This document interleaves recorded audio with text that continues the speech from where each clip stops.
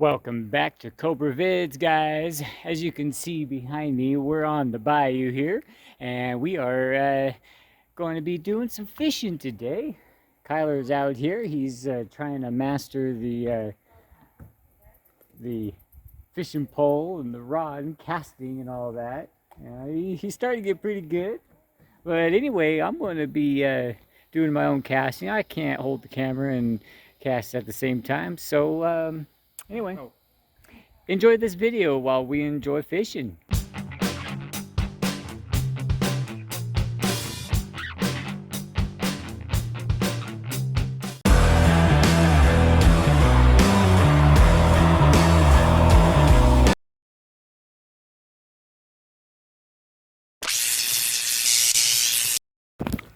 Well, guys, we finally decided to harvest the pears off this very sick pear tree here.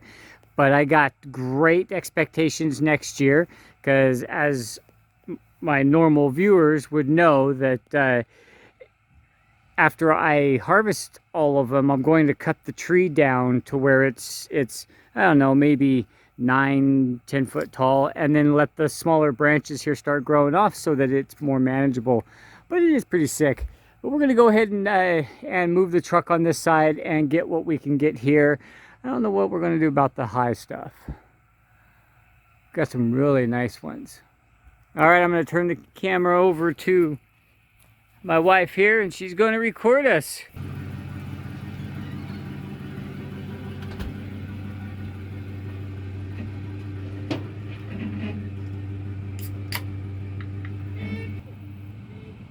Aim at that, not. It wasn't recording. Oh.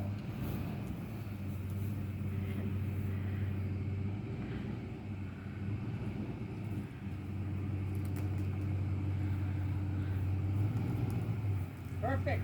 Perfect. No, no, no. Come on back. I said you're perfect like a lineman. Whoa! Whoa, dude! No, no, no. You're fine. You did fine. Look how sick that tree is. Look how much dead stuff is up in it. It's insane. That's gonna make you comment, don't be quiet. A little higher up.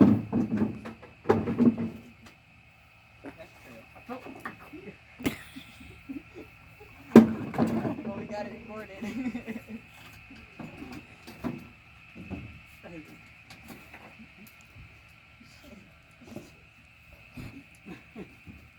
You're gonna have to. Fred. I mean, that I pick sweet boy that acts like he's too.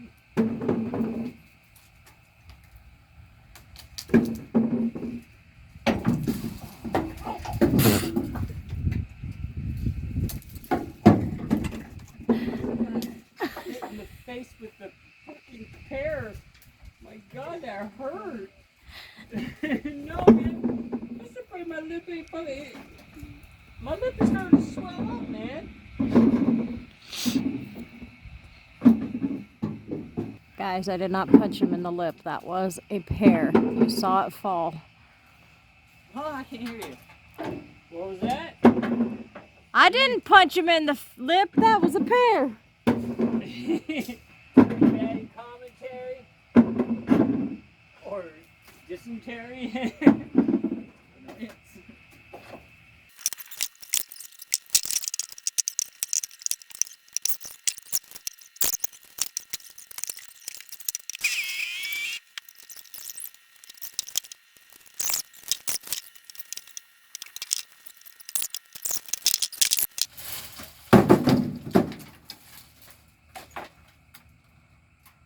Break time. I'm gonna sit down for this one. Now that's a good pear. Look at that thing, man. That's way up there. It's just dripping. Mm. I see it just keep dripping. Say that again.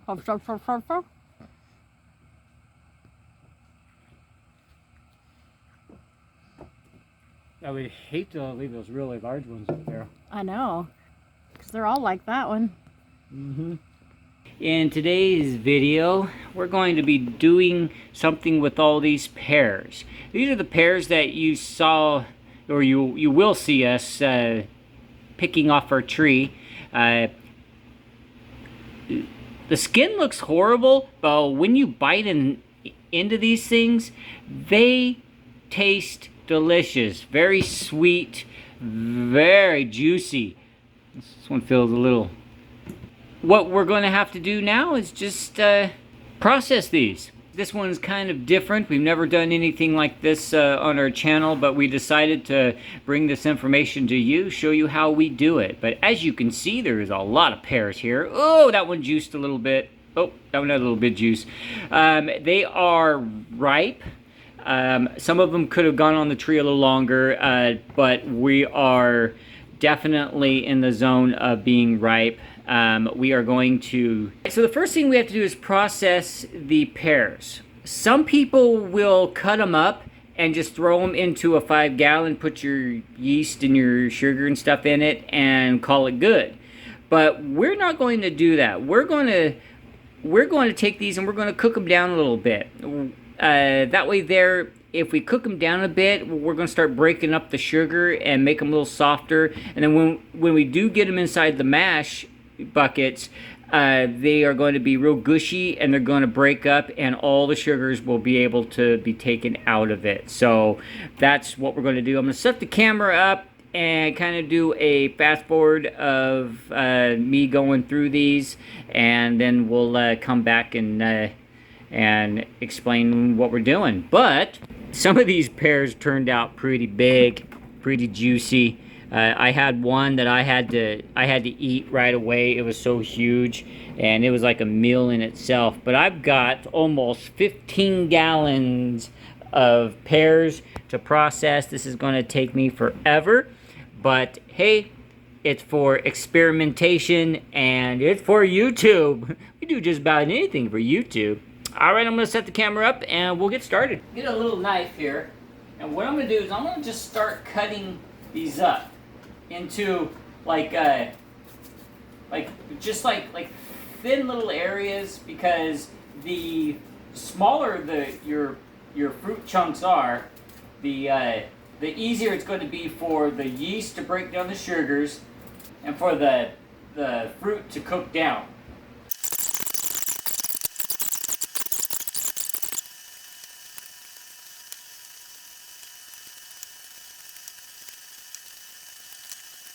Boy, if someone could taste my fingers, woo, they'd be like, damn, these are delicious. Okay, when I get a pan about this full, I will take it over and I'll fill it up. Now Moonshine needs some really good water, okay? From like a stream or in our case, we have a 600 to 700 foot well. We've got delicious water. This is very high quality water. I love it. It tastes delicious. You could taste all of the nature's goodness in it. So this is what we're going to use for our mash water, which will be just fine. It's actually going to be delicious water for what we're going to use. When I was doing this back in Arizona, I would use some of the filtered water that we get. That was the best water I could find in Arizona. So all I'm going to do is fill up the pan up to the point where everything's covered, and then I'm going to heat them up. I'm going to bring them almost to a boil until I feel that they've extracted all the sugars out of it, because if it gets foamy, then you know that it's working. All the starches and sugars are coming out. Excuse my filthy sink there. But anyway, all right, we got this one going. I'm going to put this on a medium heat just to slowly bring to a boil. I'll put this on a full burner. Nice big old burner. There we go. It's on a medium heat. And now we're going to start filling up this one in the same fashion.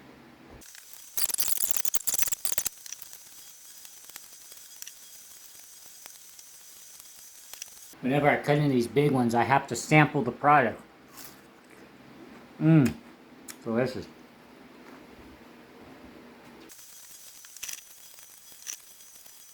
go. Alrighty guys, here we go. We got 2 pans.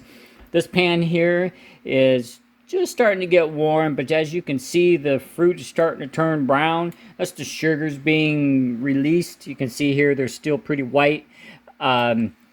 Just cutting open a piece of fruit like this, an apple or pear, it'll start turning brown, but when you're heating it, it'll get really dark brown.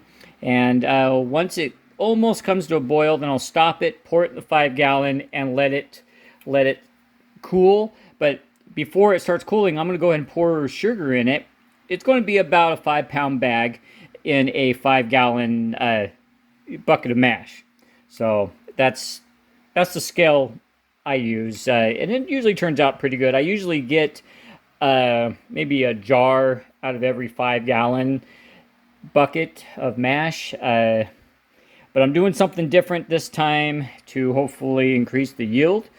But yeah, so here we are. We're going to go ahead and let this set here, heat up a little bit, cook down a bit. I'll come in here in a little bit and stir it up. And once the fruit starts breaking down, you know, or it starts crumbling away, then that means I'm done, and I'll put it in the 5-gallon. So I'm hoping these get done pretty much at the same time. And 2 pans was only about a half a 5-gallon. Unbelievable. I'm going to be here all day, guys, so I'm going to fast forward this stuff so you don't have to sit here and watch this boring process. I'll go ahead and cut the camera back on when I'm all done, and I'm going to be pouring into the mash buckets, and then we'll go from there. All right, till then, see you. Okay, now I grabbed several pieces and they're just mushing together. This one's still going. It's still going. I'm gonna have to let it go. Just finish is good. So what I'm gonna do is take this and I'm going to put this on the floor here, nice and clean, and I'm going to dump this into here. And what we're going to do is we're going to let it sit in there until the other one's done, and then I'll dump it in here, and then we'll add the sugar and stir it up really, really good. I'll show you that when we're to that point. And you always want to use food grade 5 gallons. Okay, that way there's no toxins being leached into what you're going to be enjoying. Okay, now with our last pan, top it off with fresh cool water, and once it's cool enough, then we can add our yeast in there. Okay, now it's really stopped steaming. There's no more steam, but the water is very, very warm. It's almost too hot to touch the side here. So it's still in the boiling mode. But what I'm going to do is I'm going to dump the sugar in there and then stir it up really good. This will equal about a 5-pound bag of sugar.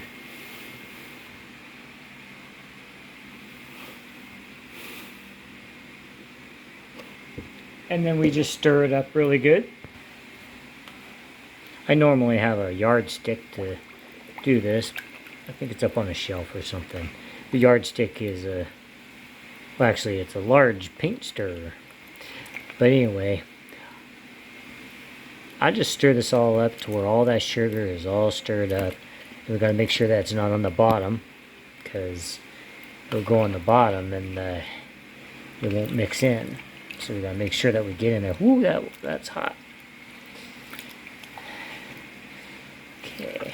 Warm water will dissolve that salt, or the warm water will dissolve that sugar way faster. So that's why we use warm water. Okay, so very sweet. Tastes a lot like pears, guys. Duh, huh? Okay, now what I'm going to do, here's my big stick. It's one of the big paint stirrers from Lowe's. You can actually get it for free, but that's good for breaking up the mash along the bottom there. Oh, it smells delicious. Now we're going to get some cold water, and we're going to top off the 5 gallon. and stir it up again.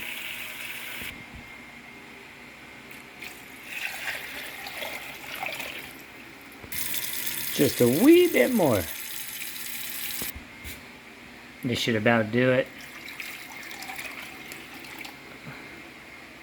You don't want to fill it up all the way because if the yeast goes crazy, it could foam up pretty far, and it could overflow and cause you a big mess. So if you leave it just a few inches, I could even fill it up a little bit more, and then we'll go to the next step.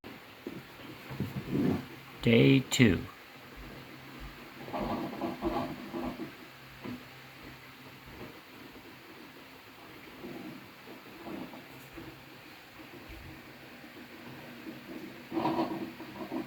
This one is day 6.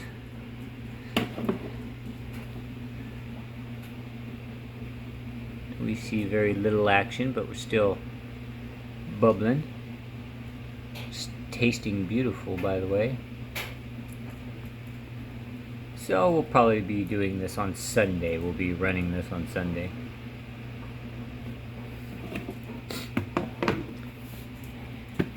This one is 2 days in and is very active, bubbling all over the place. That one will be done mid next week sometime. Here we go. Well, alright guys, this is the last day for this one here. This one here is all done. There's very little activity in it. And if you dip your finger in it and taste it, it should taste like a beer and very bitter. And how you know that it's ready to go is it's very bitter and it has no sweetness in it at all. And if this was a corn mash, all the corn would have sunk down to the bottom with just a little bit up top.